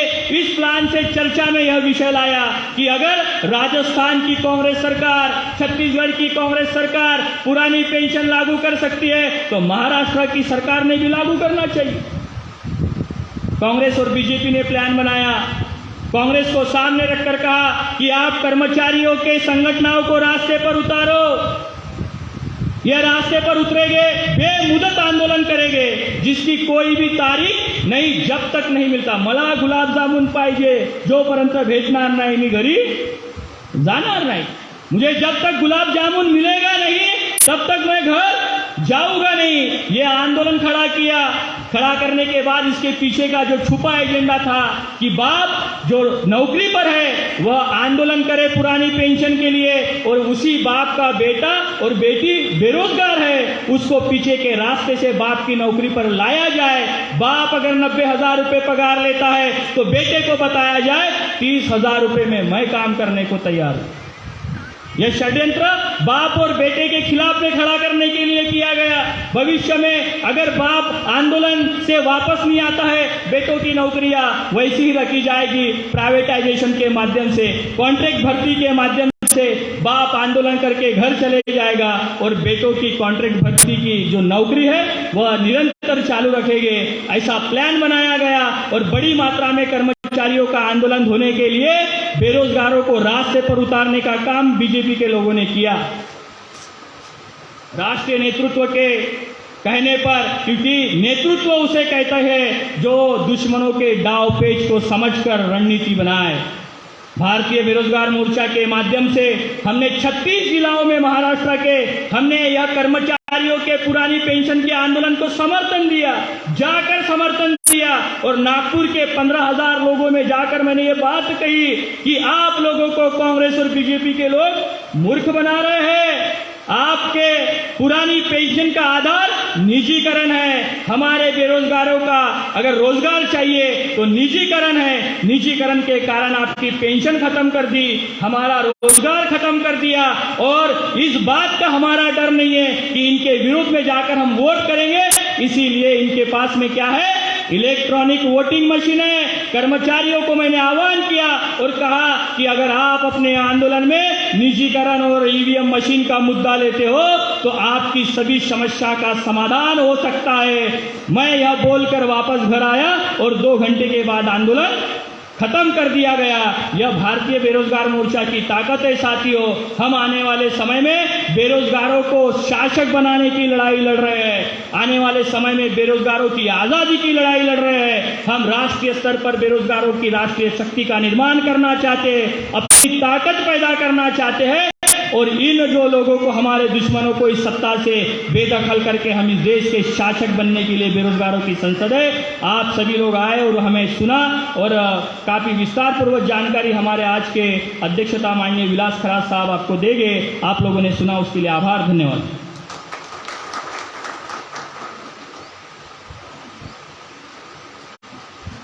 धन्यवाद माननीय विक्की बेलकोडे सर, राष्ट्रीय संयोजक भारतीय बेरोजगार मोर्चा नई दिल्ली। सरांनी खूप मौलिक माहिती देऊन आपल्याला मार्गदर्शन केलं, त्याबद्दल सरांचे धन्यवाद। प्रमुख वक्त्यांमध्ये मी आता पुढे माननीय सिद्धांत मोऱ्या सर, विद्यार्थी युवा बेरोजगारांचे राष्ट्रीय नेतृत्व, माननीय सिद्धांत मोऱ्या सर, राष्ट्रीय प्रभारी भारतीय बेरोजगार मोर्चा नई दिल्ली, यांना मी अशी विनंती करतो की त्यांनी या संसदेला मार्गदर्शन करावं। धन्यवाद संचालक महोदय। साथियों, आपके महाराष्ट्र के बॉम्बे जिले से बेरोजगारों की संसद यह प्रोग्राम शुरू किया गया है, और यह प्रोग्राम देश के 12 राज्यों में जहाँ जहाँ विद्यार्थियों के इंस्टीट्यूशनल हब हैं, जहाँ जहाँ बड़े पैमाने पर विद्यार्थी वर्ग निर्माण होते हैं, वहाँ वहाँ हम लोग ये बड़े बड़े प्रोग्राम इस तरीके से कर रहे हैं। और बेरोजगारों के अंदर जो ये स्वाभिमान खत्म हो चुका था, जो उनके अंदर मान सम्मान स्वाभिमान नाम की चीज़ें खत्म हो गई, क्योंकि दुनिया में अगर क्रांति की शुरुआत होती है तो सबसे पहले क्रांति की शुरुआत उसके स्वाभिमान, उसके जमीर जागने से शुरू होता है। तो भारत में इतनी बड़ी बेरोजगारी होने के बावजूद भी इस देश का युवा वर्ग, जिसकी आबादी 40 करोड़ से ऊपर होगी, और वो 40 करोड़ के युवा वर्ग अगर इकट्ठा होकर के चाहे इस देश की संसद जो आज बुलाया जा रहा है वो खुद संसद निर्माण कर सकता है, वो युवा वर्ग। और युवा वर्ग अगर चाहे इस देश की सरकार गिरा सकता है, और युवा वर्ग चाहे तो इस देश का सरकार बना सकता है। इतनी बड़ी उसके पास ताकत है। और इस देश की सरकार भी बनती है तो 31% वोट से केवल बनती है। और इस देश में सरकार अगर बनी है तो युवाओं ने इसको बनाया है। युवाओं के अंदर एक जुमला भेजा गया 2014 के दौरान, जब इस देश का कांग्रेस की सरकार थी 2014 से पहले।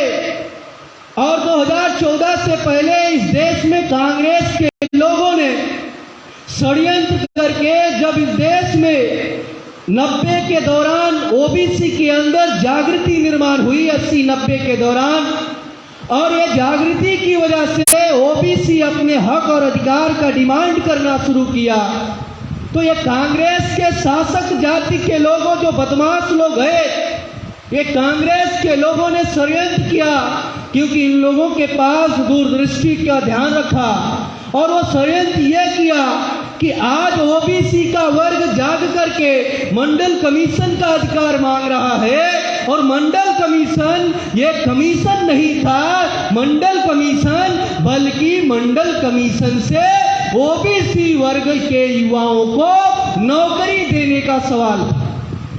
उससे युवा वर्ग, जो ओबीसी का वो युवा वर्ग था, उसके 52% जो कमीशन ने रिकमेंड किया था कि 52% हिस्सेदार ओबीसी है, और अगर ओबीसी को 52% हिस्सा मिलता और एससी को एससी को 22.5% हिस्सा मिला हुआ है, तो इस देश के लोकतंत्र के जितनी भी संस्थाएं हैं, इस देश की लोकतंत्र की जितनी भी सार्वजनिक संस्थाएं हैं, उस सार्वजनिक संस्थाओं में नौकरशाह आज ओबीसी एससी का आदमी होता।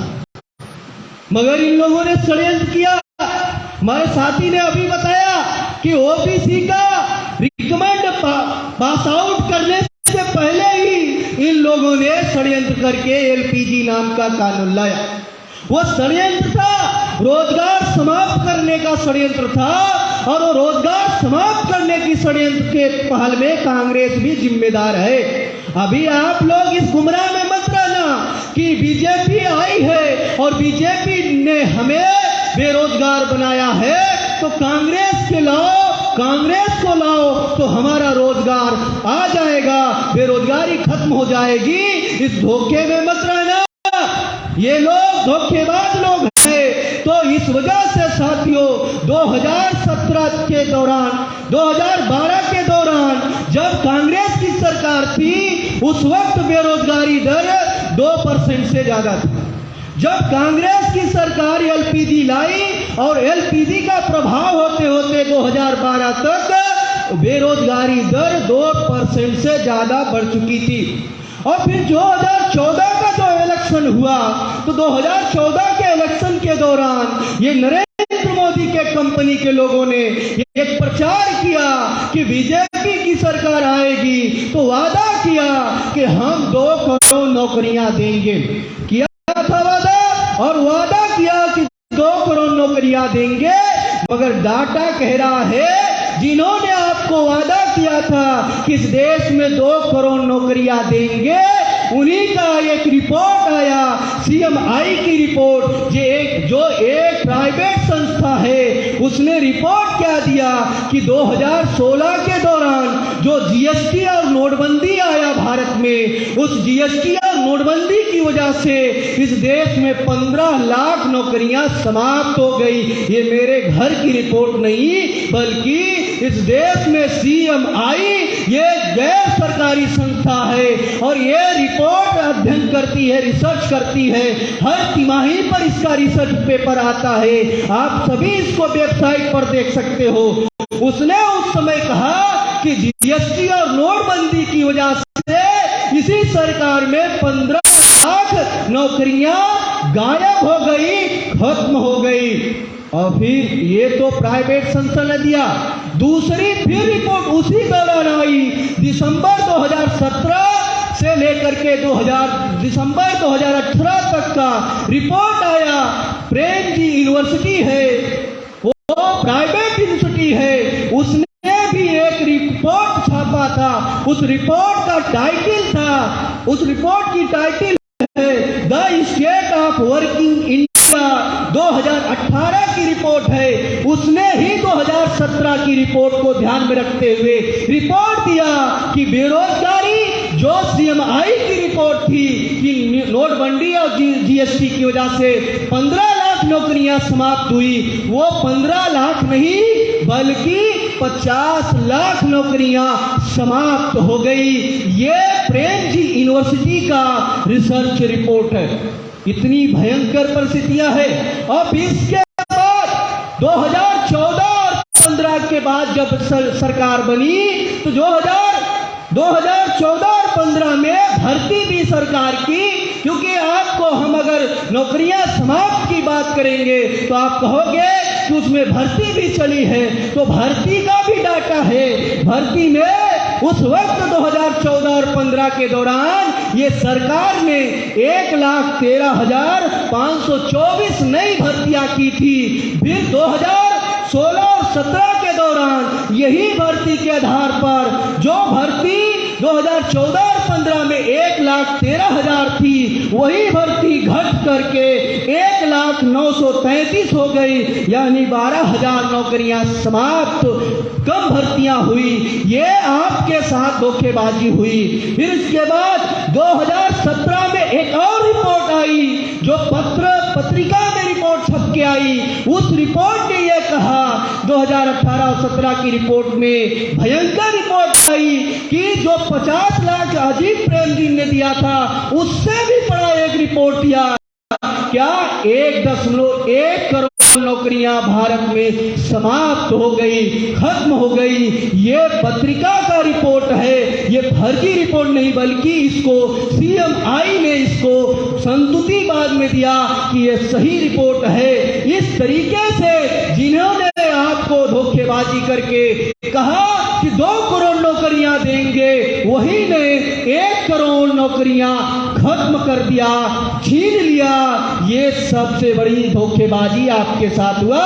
ये धोखेबाजी आप तक पहुंच ना पाए, इसलिए षड्यंत्र हुआ। क्या षड्यंत्र हुआ? भारत सरकार 2006 में एक आयोग का गठन किया था, जिस आयोग का काम ही था कि ये अध्ययन किया जाए, इकोनॉमिक स्टेटस का, भारत का स्टैटिक अध्ययन किया जाए। उस आयोग का नाम था नेशनल स्टैटिक कमीशन, 2006 में बनाई गई थी। उस कमीशन का चेयरमैन जो था वो मोहनन नाम का चेयरमैन था, और उस कमीशन का सदस्य एक था, वो भी प्रोफेसर था।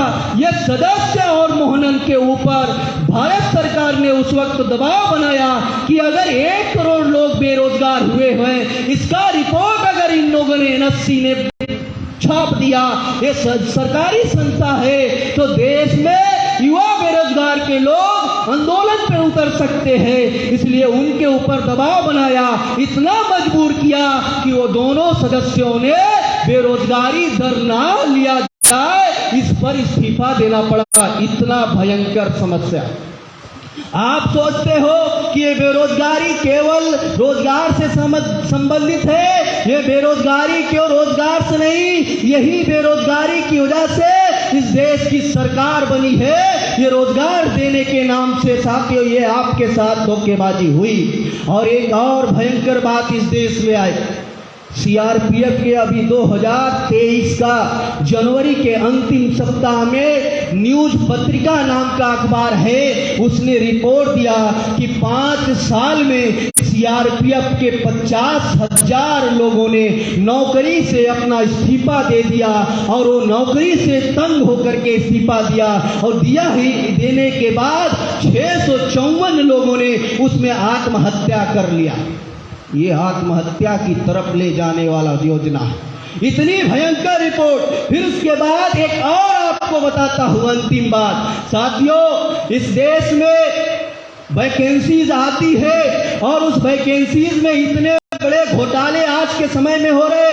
भारत सरकार और जो राज्य सरकारें हैं, एक आजकल एक टेक्निक अपना लिए हैं। टेक्निक क्या है कि आपको जुमलेबाजी में आपको फंसा करके आपको केवल जुमले में रख करके वैकेंसियां निकालेंगे और एक वैकेंसी का 500 रुपया से लेकर के 1000, 1500, 2000 तक की फीस रखेंगे और रखने के बाद उस वैकेंसी के हमारे युवा बेरोजगार के लोग भरते हैं और भरने के बाद जब उस वैकेंसी को क्लियर करने के लिए प्रतियोगी परीक्षा होती है, कंपटीशन होता है, तो यही शासक जाति के लोग यही शासन में बैठे हुए महाराष्ट्र हो चाहे उत्तर प्रदेश हो किसी भी राज्य का सरकार हो, वो जानबूझ करके पेपर लीक करवाया जाता है और पेपर लीक करवा करके उसको जबरदस्ती उस वैकेंसी को शॉर्ट आउट करते हैं। अगर शॉर्ट आउट नहीं हुआ तो जबरदस्ती उस वैकेंसी को कोर्ट ले जाते हैं। कोर्ट ले जाने के बाद हमारे युवाओं को जिन लोगों ने पैसा अपने दिया उसको और पैसा दिलवा करके उनको बर्बाद किया जाता है। ये सारा षड्यंत्र चलता है। ये आपको ये जो षड्यंत्र है, इसी षड्यंत्र में उत्तर प्रदेश में हाई कोर्ट में चपरासी की नौकरी आई 2 साल पहले और वो 62 केवल वैकेंसी थी, उसमें पद थे 62 पद थे। दुखद बात है उस 62 पद पे 93,000 लोगों ने आवेदन किया और 93,000 लोगों आवेदन में से 3740 लोग पीएचडी किए हुए लोग थे। 3740 लोग पीएचडी किए हुए लोगों ने वो आवेदन चपरासी के लिए किया था। इतनी भयंकर परिस्थितियां इस देश में निर्माण हो गई है। तो साथियों, ये जो भयंकर परिस्थितियां देश में निर्माण हुई है, ये भयंकर परिस्थितियां निर्माण हुई नहीं है बल्कि किया जा रहा है, किया जा रहा है, शासक लोगों के द्वारा किया जा रहा है। क्यों किया जा रहा है? इस देश में वो चाहते हैं कि इस देश में सामूहिक नरसंहार हो और इस देश के नौजवानों को, इस देश के विद्यार्थियों को, इस देश के छात्राओं को इस देश में सामूहिक नरसंहार की ओर ले जाने की योजना पर इस देश की सरकारें कर रही है। और जो यहाँ पर गार्जियन लोग अपने कीमत चुका करके उनको पढ़ाते हैं, उनके साथ मनोबल उनका खत्म होता है। वो उन बच्चों का भी सामूहिक नरसंहार के साथ साथ उनके आने वाले उनके पिता, उनके गार्जियन का भी नरसंहार करने की ये योजना है। इतनी बड़ी भयंकर योजनाएं है। अगर इन योजनाओं से आप निपटना चाहते हो, इनसे अगर लड़ना चाहते हो, तो एक ही दुनिया में रास्ता है कि आपको संगठित शक्ति निर्माण करना होगा। और इस देश में युवा बेरोजगार विद्यार्थी चाहे इस देश का क्रांति कर सकता है। इस देश में युवा वर्ग में भगत सिंह ने ही क्रांति किया था। इस देश में युवा वर्ग में ही थे आपके ज्योतिराव फूले ने क्रांति की आगाज शुरू की थी। तो आप इस देश की युवा विद्यार्थी लोग पढ़ाई के साथ साथ ये अधिकार आपको जो छीने जा रहे हैं, शासक जाति के लिए जो आपका अधिकार खत्म कर रहे हैं, उस अधिकार को जो खत्म करने वाली यंत्रणा है उसे खत्म करके उस पर कब्जा करना होगा। ये कब्जा करने की तैयारी में आप सभी लोगों को ये बेरोजगारों के अंदर संसद निर्माण करने की दिशा में ये बेरोजगारों की संसद बुलाई जा रही है देश में। अभी ये बेरोजगारों की संसद होगी, फिर आने वाले दूसरा चरण में हम बेरोजगार जोड़ो यात्रा करेंगे और 10,000 विद्यार्थियों को, जहां ये परभनी में आपका ये कार्यक्रम हुआ, यही परभनी जिला में आने वाले मई के 14 तारीख को फिर बेरोजगार जोड़ो यात्रा हम लोग लेकर के आएंगे। तो आप सभी युवा विद्यार्थियों से अपील है कि यहाँ से जाने के बाद आप यहाँ से 10 गुना ताकत से तैयारी करो और ये ताकत से तैयारी करके आने वाले 14 मई को हम लोग इसी परभनी जिले पर हम लोग 5 से 10 किलोमीटर तक बेरोजगार जोड़ो यात्रा निकालेंगे और ये सरकार की पुंगी बजा देंगे और बोलेंगे रोजगार दो वरना कुर्सी खाली करो। ये बातें रखे हमने आपको अवसर दिया, हमें आपको बहुत बहुत धन्यवाद।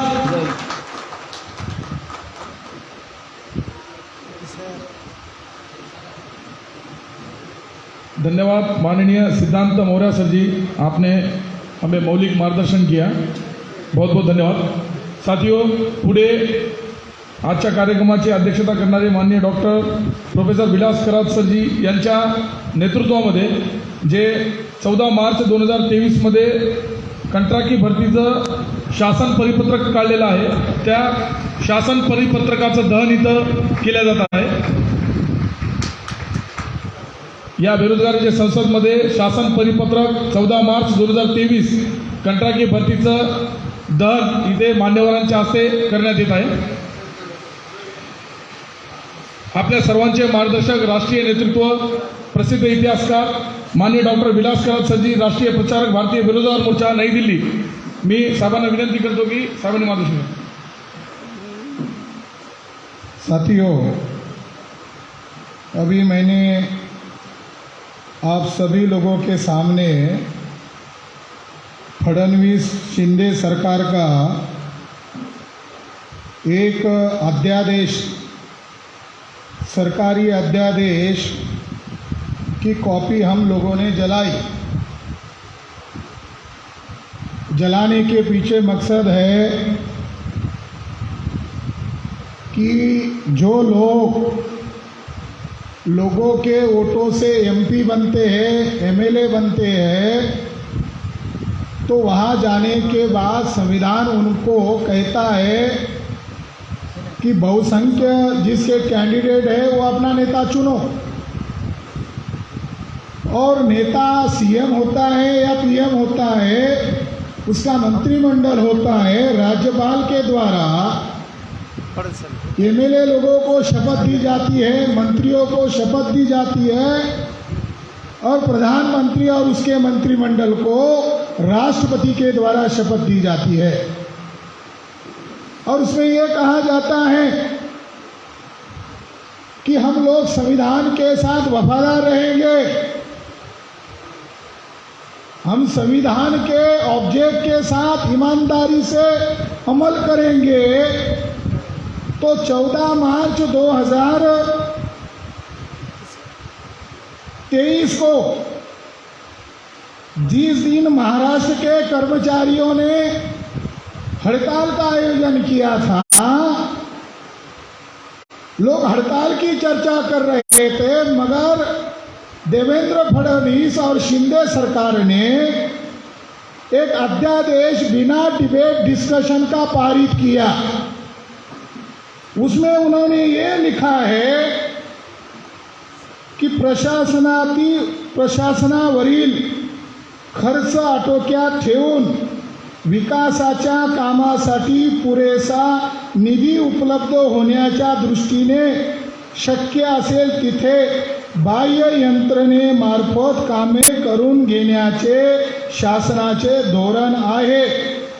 त्यामुळे वित्त विभागाच्या मान्यतेने व विभागाच्या 18/6/2014 रोजीच्या शासन निर्णयान्वये खालील 9 कंपन्यांना आम्ही कॉन्ट्रॅक्ट देत आहोत. यानी फडणवीस को भारतीय बेरोजगार संसद इलीगल घोषित करती है. हम नहीं मानते उसको. नरेंद्र मोदी को, प्रधानमंत्री को अब हम प्रधानमंत्री ही नहीं मानते, फेंकू मंत्री है. शिंदे को, फडणवीस को हम मानते ही नहीं, हम संविधान को मानते. जिन्होंने शपथ खाई कि हम संविधान के साथ वफादार रहेंगे, उन्होंने 14 मार्च को अध्यादेश पारित किया. आपने खबर सुनी कि विपक्ष के लोग बैठे थे, सत्ता के लोग बैठे थे, दोनों डिस्कशन कर रहे थे और लंबा बहस चला और बहुमत के आधार पर ये रिजोल्यूशन पास किया. ऐसी खबर आपने सुनी? म्यूचुअल अंडरस्टैंडिंग से पास किया. और जो लोग सरकार के खिलाफ खड़े रहेंगे उनको धमकी दी गई, आपके पीछे ईडी भेजेंगे. कल बोलोगे क्या? वो एमएलए उपस्थित ही नहीं रहे. जो विपक्ष के लोग थे वो उस सत्र में उपस्थित ही नहीं रहे और 2014 का हवाला देकर उन्होंने 2014 में कौन है? बीजेपी है। 2023 में कौन है? बीजेपी है। और उन लोगों ने संविधान के खिलाफ यह अध्यादेश निकाला। ये हमारी उग्र प्रतिक्रिया आज है। लोग कह रहे हैं क्या करने वाले? हमने कहा कानून जलाएंगे। तो कुछ लोगों ने कहा कानून जलाने से कानून का उल्लंघन होता है। तो हमने कहा कानून कितना सजा देगी? कल हमारे कोल्हापुर में जज साहब आए ये हाईकोर्ट के जज आए, इलाहाबाद हाईकोर्ट के जज आए बॉम्बे में। तो मैंने कहा जज साहब हम इसको जलाना चाहते हैं, महाराष्ट्र के हर जिले में जलाना चाहते हैं, सभा सम्मेलनों में जलाना चाहते, चौक चौराहे में जलाना चाहते, कितना सजा होगी? उन्होंने कहा कोई सजा नहीं होगी, हम आपके पीछे खड़े हैं। हम भले ही रिटायर्ड हो गए मगर हम भी चाहते हैं। ये गलत है, ये एंटी कॉन्स्टिट्यूशनल है। उल्टा आप कहो ये राष्ट्रद्रोही है। ये देवेंद्र फडणवीस राष्ट्रद्रोही ये व्यक्ति है, उसको यह अधिकार नहीं है हमको बेरोजगार घोषित करने का। 9 कंपनियों को चयन करने का मतलब जानते हो? नलावड़े जज साहब हमारे कल के प्रोग्राम में कोल्हापुर में जज थे। उन्होंने एक बहुत भयंकर बात उन्होंने उस कार्यक्रम में बताई। वो जज है, उसका रिकॉर्डिंग उपलब्ध है। उन्होंने ये कहा कि भारत के संविधान में जो प्रावधान किया गया है ये संविधान को और राष्ट्र को खतरे में डालने का मामला है। अगर आप शेड्यूल कास्ट के लोगों का संख्या के अनुपात प्रतिनिधित्व नहीं ले रहे हो, शेड्यूल ट्राइब के लोगों का नहीं ले रहे हो, एमबीसी के लोगों का नहीं ले रहे हो, ओबीसी के लोगों का नहीं ले रहे हो, माइनॉरिटी के लोगों का नहीं ले रहे हो, और आप प्राइवेट 9 एजेंसियों के द्वारा कॉन्ट्रैक्ट बेस पर कर्मचारियों को चयन करेंगे और प्रशासनिक तौर के लोगों का अगर आप चयन करोगे, इसकी क्या गारंटी है कि वो राष्ट्र के साथ वफादार रहेगा? जज साहब ने सवाल करा। मान लो पुलिस विभाग में खुफिया जानकारी है और वो खुफिया जानकारी एक कॉन्ट्रैक्ट बेस पर जो नियुक्त किया गया कर्मचारी है वो किसी आतंकवादी गिरोह के साथ मिल गया और उसने जो खुफिया जानकारी है वो जानकारी आतंकवादी लोगों को डिस्क्लोज कर दिया। किसको खतरा होगा?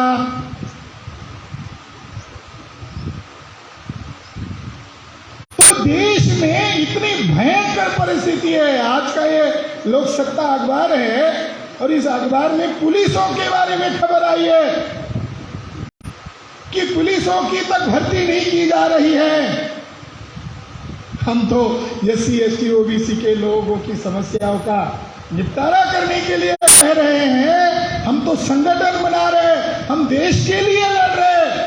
पुलिसों को संगठन बनाने का भी कानूनन अधिकार नहीं है। उनकी आवाज कौन उठेगा बढ़ेगा? तो ये जो खबर बता रही है कि महाराष्ट्र राज्यों में लाखों की संख्या में पुलिस का भर्ती बंद है, जिसके कारण पुलिस लोगों को 8-8 घंटे का जॉब करने की बजाय 24-24, 12-12 घंटे का जॉब करना पड़ रहा है। इस खबर के मुताबिक पुलिस लोगों को भी आत्महत्या करने की नौबत आई है। ये इस अखबार में लिखा हुआ है। इसका मतलब ये है कि वो भी नागरिक है मगर उनको संगठन बनाने का अधिकार नहीं है। भारतीय बेरोजगार संसद में ये जो पुलिस लोग हैं जो अपनी जान हथेली पर रखकर लोगों की सुरक्षा करते, उनके मुद्दे को भी हम हमारा मुद्दा इंक्लूड करते हैं क्योंकि देश की सुरक्षा का मामला है।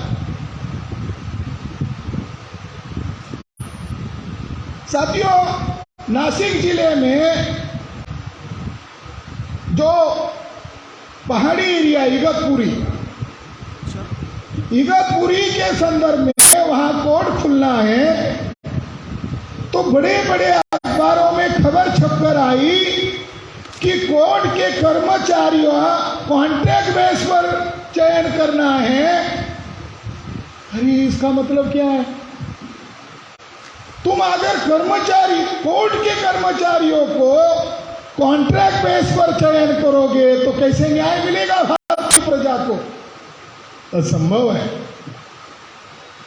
ये संसद जो चर्चा कर रहे हैं और आप यहाँ कुछ सवाल उपस्थित किए हैं, उन सवालों का भी मैं यहाँ जवाब देने वाला हूँ। लेकिन जवाब देने के पहले दो महत्वपूर्ण उदाहरण देकर आपको बताना चाहता हूँ कि भारत का संविधान बनते ही